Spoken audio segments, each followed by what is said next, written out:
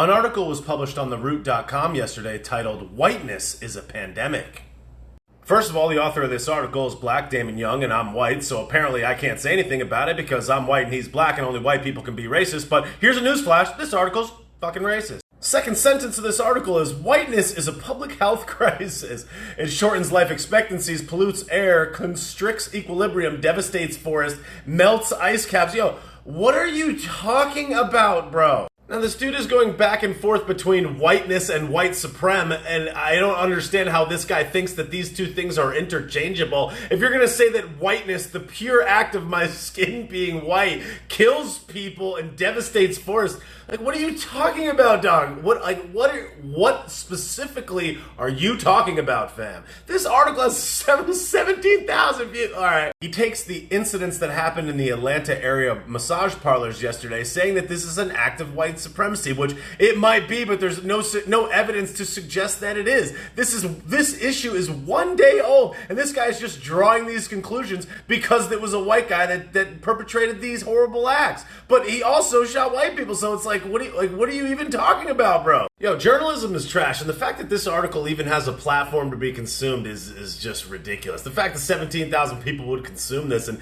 even a small chunk of them would consider this to be actual legitimate writing is just, I don't even know. He says this, he says the former president and the party of the former president can and should be blamed for this.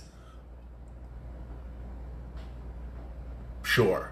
And in this very short and not even really much of an supposed article, this guy basically just connects every possible imaginable thing to white supreme and just haphazardly ties them all together. So he apparently blames, I guess, whiteness or white supreme to gentrification, redlining, racial profiling, gerrymandering, voter oppression, mass incarceration, the war on drugs, the subprime mortgage crisis, the vast disparities in corona clap deaths, and who receives the juice, and then the men and women who stormed the Capitol, and then how they just went home and had dinner afterward.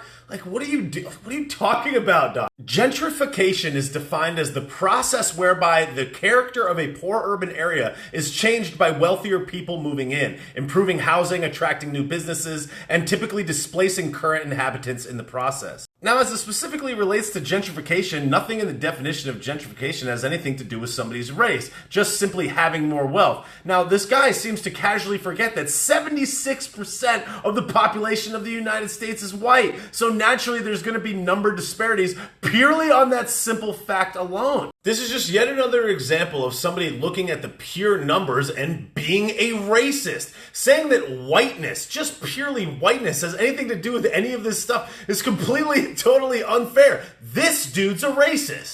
He also cites the subprime mortgage crisis. And here's the thing.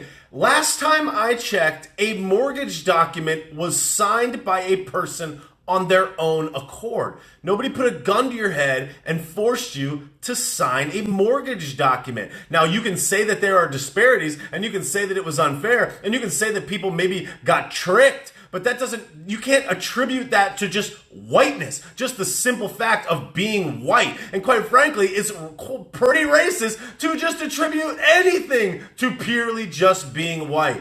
That's racist. I just find it so funny that people blame rhetoric and anti-whatever rhetoric as the reason that certain things happen. Yet here this guy is just spewing hateful rhetoric about, quote, whiteness. This dude is doing the exact same thing that he's accusing Donnie and the Republican Party and all these other people of doing. He's using his rhetoric to spew hate based on someone's race. They're literally doing exactly the thing they're complaining about. In the last paragraph, he says, white supreme is a virus like other viruses that will not die until there are no bodies left for it to infect, which means the only way to stop it is to locate it, isolate it, extract it, and kill it. Now remember, the article is titled Whiteness, not white supreme, whiteness, purely just the act of being white.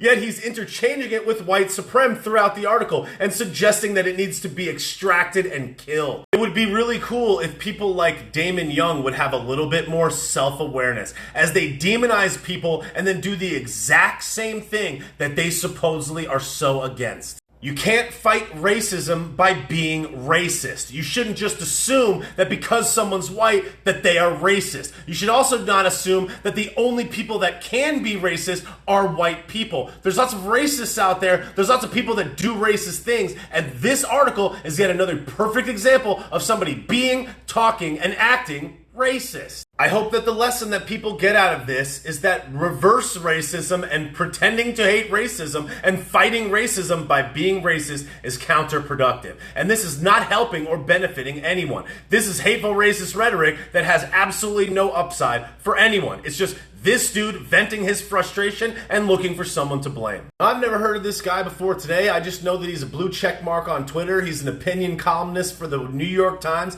and he's the author of a book by HarperCollins. But hey, no big deal. I can't talk about this because I don't have enough melanin, but apparently the sheer existence of me and my other white family and friends is a pandemic. Okay, thanks man. This is helpful.